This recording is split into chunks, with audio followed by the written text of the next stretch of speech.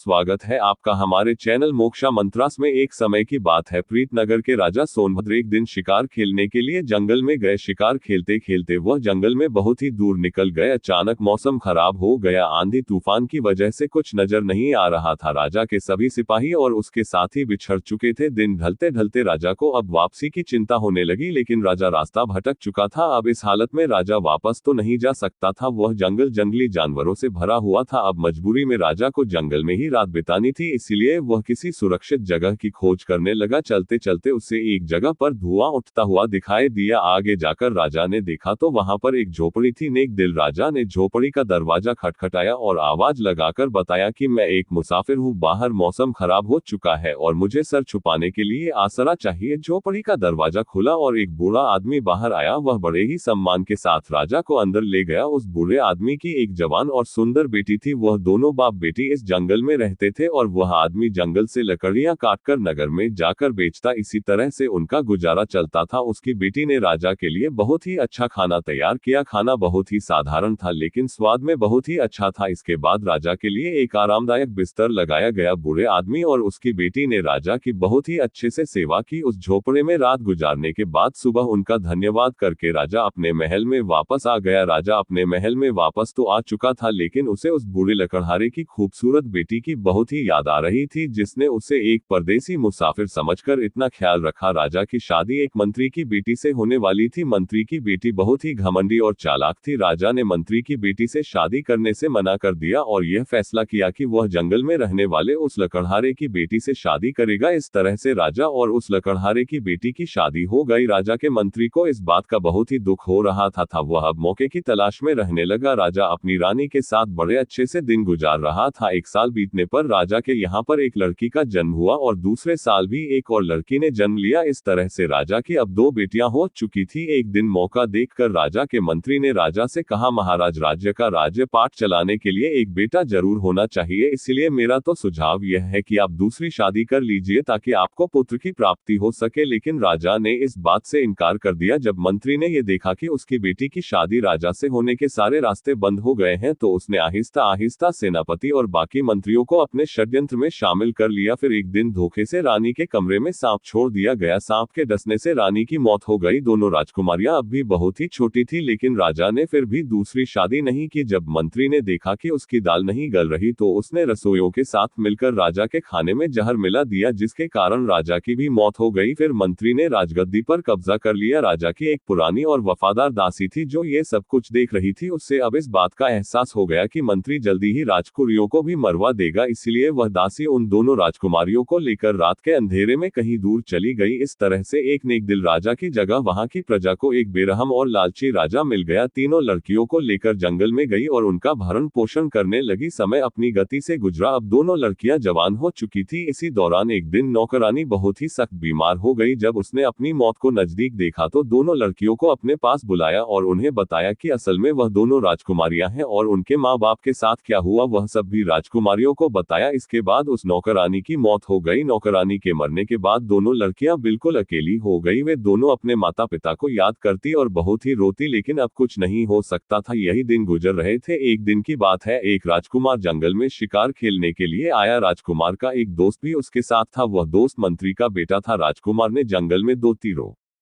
का शिकार किया और फिर अपने दोस्त को उनका मांस पकाने के लिए कहा। खुद राजकुमार एक घने पेड़ के नीचे आराम करने लगा। मंत्री के बेटे ने आग जलाकर तीरों का मांस पकाना शुरू किया कि तभी उसकी नजर सामने ने एक झोपड़ी पर पड़ी, जहां पर एक बहुत ही सुंदर लड़की खड़ी हुई थी और वह मंत्री के बेटे को बड़ी ही हैरानी से देख रही थी। जब मंत्री के बेटे ने उसे देखा तो वह भी हैरान रह गया कि इस वीरान जंगल में इतनी सुंदर लड़की कहां से आ गई। मंत्री का बेटा उस लड़की के पास गया और उसे अपने बारे में सारी जानकारी दी। इतने में उन्हें जलने की बू आने लगी। मंत्री का बेटा भागकर वापस आया तो देखा कि जो मांस वह पका रहा था वह जल चुका चका था। अब वह बहुत ही परेशान हो गया तो लड़की कहने लगी, हटो, मैं तुम्हारे लिए ये तीतर पका देती हूँ। फिर उसने मान पीकर मंत्री के बेटे को दे दिया। राजकुमार, जो कि बहुत ही देर से इंतजार कर रहा था, सोच रहा था कि मेरे दोस्त ने इतनी देर क्यों लगा दी। पहले तो वह इतनी देर कभी नहीं लगाता था। मंत्री का बेटा जब पका हुआ मांस लेकर वापस आया, राजकुमार ने जब वह खाया तो वह हैरान रह गया और मंत्री के बेटे से पूछा, आज तुमने इतना इतना स्वादिष्ट मांस कैसे पका लिया, आज से पहले तो तुम्हारे हाथ में इतना स्वाद नहीं था। तब मंत्री के बेटे ने उसे यह बताया कि यहाँ से थोड़ी ही दूरी पर एक झोपड़ी है जहाँ एक खूबसूरत लड़की रहती है, उस लड़की ने यह मांस पका कर दिया है, क्योंकि मैं तो सिर्फ उसे ही देखता रह गया। दूसरी तरफ छोटी राजकुमारी जब वापस अपनी झोपड़ी में आई, जो कि नदी पर कपड़े धोने के लिए गई हुई थी, तो बड़ी राजकुमारी ने उसे मंत्री के बेटे का सारा किस्सा सुनाया कि कैसे वह मुझे देखता ही रह गया। तब छोटी बहन ने बड़ी बहन से कहा, तुम देखना, वह अब राजकुमार को लेकर वापस आएगा और तुम इतनी सुंदर हो कि राजकुमार तुम्हें पसंद कर लेगा। तुम राजकुमार के साथ चली जाना और उसके साथ शादी कर लेना, लेकिन उसे मेरे बारे में मत बताना। बड़ी राजकुमारी ने सारी बात सुनी तो कहने लगी, नहीं, मैं तुम्हें छोड़कर कहीं नहीं जाऊंगी। तब छोटी राजकुमारी ने उसे समझाते हुए कहा, देखो बहन, मैं भी तुम्हारे पीछे ही आऊंगी, पर हमारा ये रिश्ता अब इस दुनिया के सामने नहीं आना चाहिए। ये कहते हुए वह बाहर गई। जब वह वापस झोपड़ी में आई तो उसके पास बहुत ही छोटे छोटे सफेद फूल थे। वह फूल उसने अपनी बड़ी बहन को देते हुए कहा, जब राजकुमार तुम्हें लेकर जाएगा तो तुम सारे रास्ते ये फूल एक एक करके गिराती रहना, इस तरह से मैं इन फूलों का पीछा करते हुए तुम तक पहुंच जाऊंगी। सारी बात समझाने के बाद छोटी बहन झोपड़ी से बाहर निकलकर एक पेड़ के पीछे छुप गई। इतने में राजकुमार मंत्री के बेटे के साथ वहां पर आ गया। जैसे ही उसकी नजर बड़ी राजकुमारी पर पड़ी, वह उसे देखकर उससे प्रेम करने लगा। राजकुमार ने पूछा, आप इस जंगल में अकेली क्यों रहती हैं? राजकुमारी अपनी छोटी बहन के द्वारा समझाई हुई बातें राजकुमार को बताने लगी और कहने लगी, मैं यहाँ पर अपने माता पिता के साथ रहती थी। मेरी माँ की तो मौत हो चुकी थी, जबकि मेरे पिता एक लकड़हारे थे। जंगल से लकड़ियां काटकर उन्हें बेचकर हम लोग गुजारा करते थे। कुछ दिन पहले ही मेरे पिता की भी मौत हो गई। अब इस दुनिया में मेरा कोई नहीं है, इसीलिए मैं अकेली ही कहती हूँ। राजकुमार ने जब ये सुना तो फौरन राजकुमारी के सामने शादी का प्रस्ताव रख दिया और अपने साथ चलने के लिए कहने लगा। राजकुमारी उसके साथ जाने के लिए तैयार हो गई। चलते समय राजकुमारी ने एक गठरी उठा ली जिसमें सफेद फूल थे। राजकुमार ने उसे अपने साथ अपने घोड़े पर बिठा लिया और वे लोग चलने लगे। रास्ते में बड़ी बहन एक एक करके वह सफेद फूल गिराती जा रही थी। दूसरी तरफ छोटी राजकुमारी पेड़ की ओर से बाहर निकली और उन सफेद फलों का पीछा करने लगी। राजकुमार बड़ी बहन को लेकर सीधा महल में पहुंचा और अपने माता पिता के पास लेकर गया। उसने अपने माता पिता को सारी बात बताई और यह भी कहा कि वह इस लड़की से प्रेम करता है और इसी के साथ दूसरी शादी करना चाहता है। असल में राजकुमार की पहले भी एक पत्नी थी, लेकिन वह बहुत ही घमंडी और नकचरी थी। उसकी माँ भी उसके साथ महल में रहती थी, साथ ही वह अभी तक राजकुमार को कोई संतान नहीं दे पाई थी। शायद इसीलिए राजकुमार ने दूसरा विवाह किया था। जब उन दोनों को पता चला कि राजकुमार दूसरी शादी करने वाला है तो उन्हें बड़ा ही गुस्सा आया, पर वे दोनों जानती थी कि राजकुमार जिस बात की ठान लेता है वह करके ही रहता है। इसीलिए उसने शादी के लिए बनावटी खुशी का इजहार किया और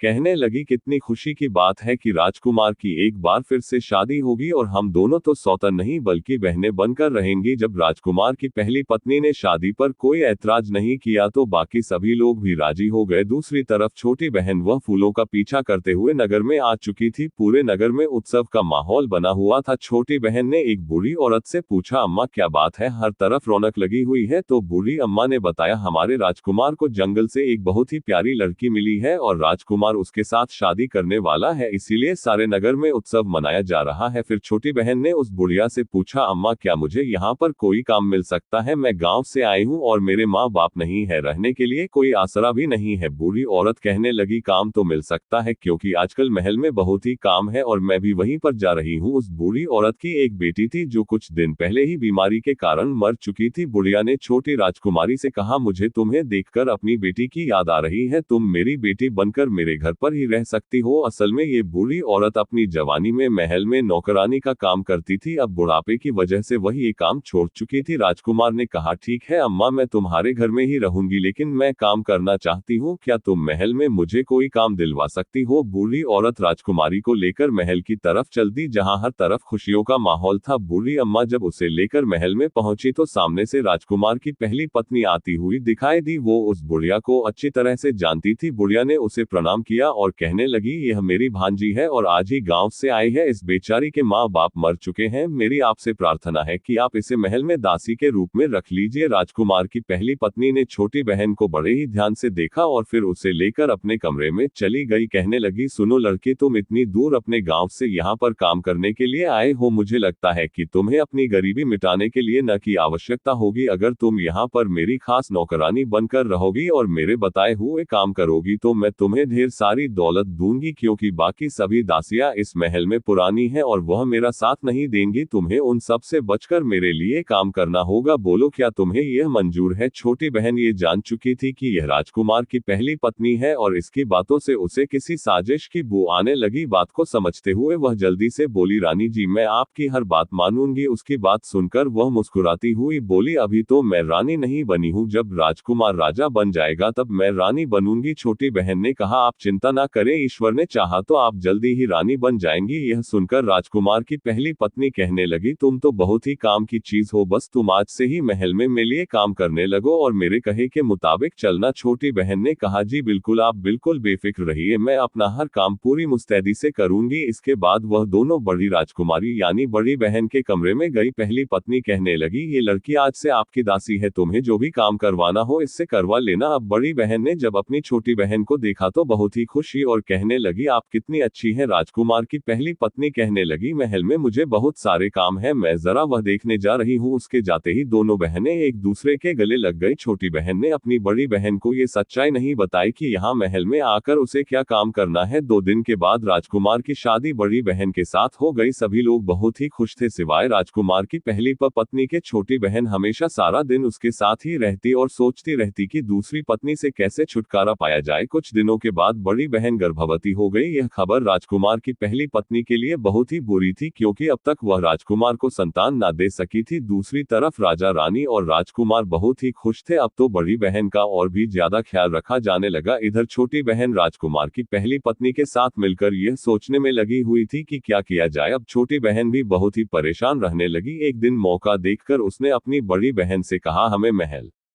छोड़कर कहीं दूर चले जाना चाहिए। अब छोटी बहन ये भी नहीं बता सकती थी कि राजकुमार की पहली पत्नी उससे कितना जलती है। वह अगर यह बात बता भी देती तो उसकी बात पर कोई विश्वास ना करता, क्योंकि राजकुमार की पहली पत्नी सबके सामने छोटी बहन का बहुत ही ख्याल रखती थी। बड़ी बहन ये बात सुनकर कहने लगी, बहन मुझे यहाँ पर सभी लोग बहुत ही प्यार करते हैं, मैं तो तुम्हें उसी समय कह रही थी कि तुम भी मेरे साथ महल में चलो, लेकिन तुम नहीं मानी और तुमने ही कहा था कि अपना और मेरा रिश्ता सबसे छुपा कर रखना। तुम अगर कहो तो मैं अभी के अभी राजकुमार को सारी बात बता देती हूँ कि तुम मेरी बहन हो। पर अक्लमंद छोटी राजकुमारी जानती थी कि अब इस सच्चाई को बताने से सभी लोग उन्हें झूठा ही समझेंगे, सोचेंगे कि हमने जानबूझकर अपना ये रिश्ता छुपाया, और यह भी हो सकता है कि वे लोग हम दोनों बहनों को षड्यंत्रकारी या जासूस समझे। ये सब विचार करने के बाद छोटी बहन ने बड़ी बहन से कहा, नहीं तुम अभी किसी को मत बताना। कुछ दिनों के बाद जब बच्चे के पैदा होने का समय हुआ, राजकुमार की पहली पत्नी ने दाई और छोटी बहन को बहुत सा धन देकर कहा कि जैसे ही बच्चा पैदा हो तुम उसको उठाकर मार देना और उसकी जगह पर बिल्ली का बच्चा रख देना। छोटी बहन कहने लगी, यह काम तो मेरे लिए बहुत ही आसान है। फिर जब बच्चे ने जन्म लिया तो दाई ने बेहोश माँ यानी कि बड़ी रानी के पास से बच्चे को उठाया और छोटी बहन को दे दिया और यह कहा कि इसे ले जाकर मार दो और उसकी जगह पर बिल्ली के बच्चे को रख दो। छोटी बहन ने जल्दी से बच्चे को कपड़े में लपेटा और छिप छिपाते पिछले रास्ते से अपने घर पहुंच गई। उसने बूढ़ी अम्मा को वह बच्चा देते हुए कहा, अम्मा ये बच्चा मेरी बड़ी बहन का है, ये बात तुम किसी को मत बताना, इसे बकरी का दूध पिलाकर पालो, मैं शाम तक इसको आकर संभालती हूँ। बूढ़ी अम्मा ने उससे कोई सवाल नहीं किया, क्योंकि वह बहुत ही जल्दी में थी। छोटी बहन जब महल में वापस आई तो देखा कि महल में कोहराम मचा हुआ था। दाई ने सबको ये बताया था कि राजकुमार की दूसरी पत्नी ने इंसान की जगह बिल्ली के बच्चे को जन्म दिया है। ये खबर सुनकर सब लोग हैरान थे और दुखी भी। बड़ी बहन रोती जा रही थी और कह रही थी कि यह सब झूठ है, लेकिन किसी ने उसकी बात नहीं मानी और ना ही उससे कोई बात कर रहा था। छोटी बहन ने एक बार फिर से अपनी बड़ी बहन को कहा, तुम मेरे साथ चलो, हम इस महल को छोड़कर अपनी दुनिया बसाएंगे। पर वह नहीं मानी और कहने लगी कि वह राजकुमार से बहुत ही प्यार करती है, इसीलिए वह राजकुमार को छोड़कर कहीं नहीं जाएगी। छोटी बहन रोते हुए वापस अपने घर आ गई और उसने बूढ़ी अम्मा को सारा किस्सा सुनाया। इस पर अम्मा ने कहा, बिटिया अब जो होना था वह हो चुका, हम दोनों मिलकर इस बच्चे को पालेंगे, समय आने पर ईश्वर ने चाहा तो सब कुछ ठीक हो जाएगा। कुछ समय बीता, इस दौरान राजा की तबीयत खराब हुई और उसकी मौत हो गई। अब राजकुमार का राज तिलक कर दिया गया और उसे राजा बना दिया गया। अब राजपाट की सारी जिम्मेदारी राजकुमार और उसकी दोनों रानियों ने संभाल ली। एक बार फिर से बड़ी बहन गर्भवती हुई। अब की बार बड़ी रानी ने छोटी बहन को बहुत सा इनाम दिया और कहा कि इस बार तुम बच्चे के जन्म पर उसकी जगह कुत्ते के बच्चे को रख देना। इस पर छोटी बहन कहने लगी, इस बार ऐसा ना कीजिए बड़ी रानी जी, क्योंकि आपके भी कोई संतान नहीं है और राजा को भी उत्तराधिकारी की जरूरत होगी। बड़ी रानी गुस्से में आकर कहने लगी, अगर तुझे ये काम नहीं करना तो मत कर, मैं ये काम किसी और से करवा लूंगी। इस पर छोटी बहन तुरंत बोली, अरे नहीं रानी जी, मैं तो सिर्फ मजाक कर रही थी। छोटी बहन एक बार फिर से अपनी बड़ी बहन को समझाने लगी कि यहाँ से चले चलो, पर बड़ी बहन कहने लगी कि अब तो मैं रानी बन चुकी हूँ और मुझे लगता है कि तुम मुझसे जलने लगी हो। छोटी बहन अपनी बड़ी बहन की इस बात पर मन ही मन दुखी हो रही थी। बच्चे के जन्म का समय आया तो एक बार फिर से छोटी बहन ने बेहोश माँ के पास से बच्चा उठा लिया और दाई ने उसकी जगह पर कुत्ते का बच्चा रख दिया। छोटी बहन पहले की ही तरह से पिछले दरवाजे से बच्चे को लेकर अपने घर में आ गई। बच्चे को बुरी अम्मा को सौंपकर वह खुद उल्टे पांव वापस महल में जा पहुंची। महल में आकर उसने देखा कि एक बार फिर से कोहराम मचा हुआ था। बड़ी रानी कहने लगी, मुझे तो यह औरत लगती ही नहीं, पहली बार इसने बिल्ली के बच्चे को जन्म दिया और दूसरी बार कुत्ते के बच्चे को। मैं तो कहती हूँ कि इसे कारागार में डाल दिया जाए, वरना अगले साल ना जाने ये क्या पैदा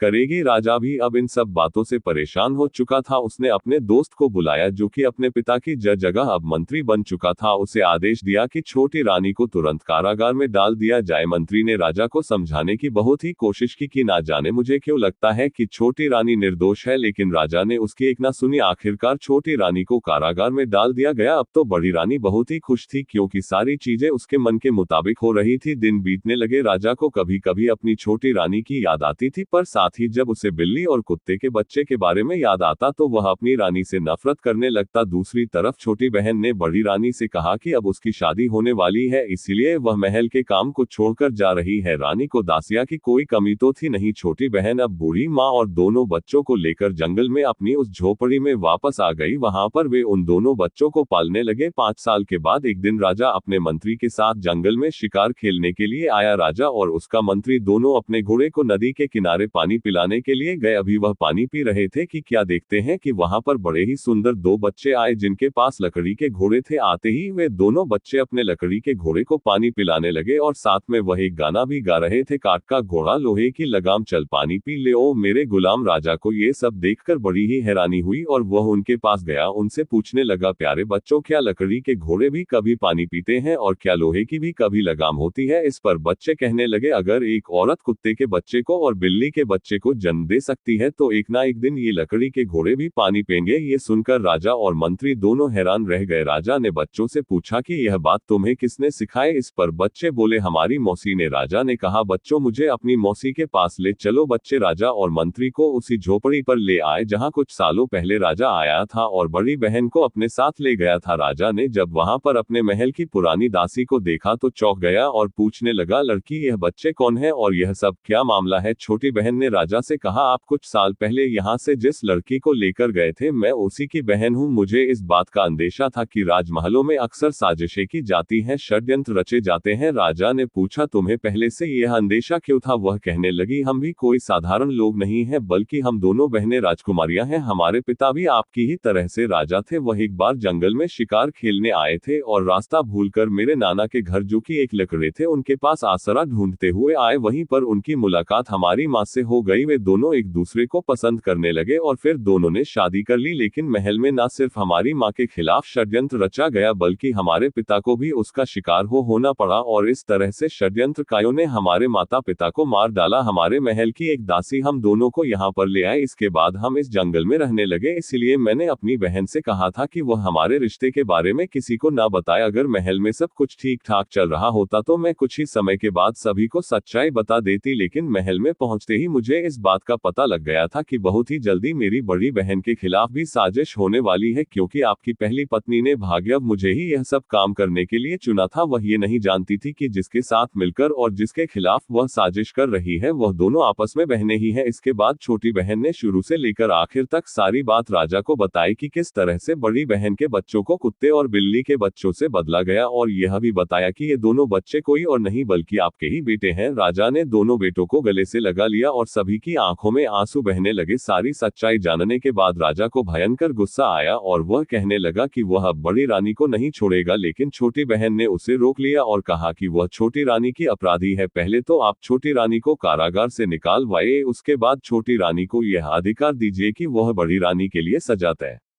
करे। राजा को उसकी यह सलाह बहुत ही अच्छी लगी। छोटी बहन यह अच्छी तरह से जानती थी कि उसकी बड़ी बहन बहुत ही नेक दिल और दयालु है और वह राजा की पहली पत्नी को माफ कर देगी, क्योंकि सजा देने से भी वह समय वापस नहीं आ सकता जो छोटी रानी ने कारागार में गुजारा था। राजा ने अपने दोनों बच्चों को घोड़े पर बिठाया और फिर राजा ने मंत्री को आदेश दिया कि वह राजकुमारी को अपने घोड़े पर बिठा ले, क्योंकि राजा ने यह बात भांप ली थी कि मंत्री की नजरों में राजकुमारी के लिए प्यार उमड़ रहा था। इसके बाद वे सभी महल में पहुंच गए तो राजा ने सबसे पहले बड़ी रानी को बेड़ियां पहना दी और खुद जाकर कारागार में छोटी रानी के सामने हाथ जोड़कर माफी मांगने लगा। कहने लगा, रानी मुझे माफ कर दो, मुझे सारी सच्चाई का पता चल गया है और मैं तुम्हें आजाद करने के लिए यहाँ पर आया हूँ। छोटी रानी को कैद से निकाला गया और बड़ी रानी को उसके सामने पेश किया गया। मंत्री ने सबके सामने एक बार फिर से सारी सच्चाई बयान की। छोटी रानी को जब उसके बच्चे और छोटी बहन मिल गए तो वह उनके गले लगकर रोने लगी और फिर राजा ने कहा, रानी आज तुम्हें अधिकार है कि तुम बड़ी रानी को सजा दो, मगर छोटी रानी ने ये कहकर उसे माफ कर दिया कि गुजरा हुआ समय वापस नहीं आ सकता और दूसरा ये सब मेरे भाग्य में ही लिखा हुआ था, इसीलिए मैं इसे कोई सजा नहीं दूंगी। जब बड़ी रानी जो कि थर-थर कांप रही थी ने यह बात सुनी तो रोते हुए छोटी रानी के पैरों में गिर पड़ी। कहने लगी, तुमने मुझे माफ करके मुझ पर बहुत बड़ा उपकार किया है। अब तो पूरे महल में उत्सव मनाने की तैयारी होने लगी। इस मौके पर त्री ने राजा के सामने अपनी छोटी राजकुमारी की शादी का प्रस्ताव रखा। राजा ने मुस्कुराते हुए छोटी राजकुमारी की तरफ देखा। छोटी राजकुमारी ने शर्माते हुए नजरें झुका ली। कुछ दिनों के बाद बड़े ही धूमधाम से मंत्री और छोटी राजकुमारी की शादी कर दी गई। इसके बाद वे सभी एक खुशनुमा जिंदगी बिताने लगे। तो दोस्तों, अगर आपको आज की कहानी अच्छी लगी तो चैनल को सब्सक्राइब करके हमें सपोर्ट कर दीजिए और कमेंट्स में राधे राधे लिखना ना भूलना। फिर मिलते हैं एक नई कहानी के साथ। राधे राधे।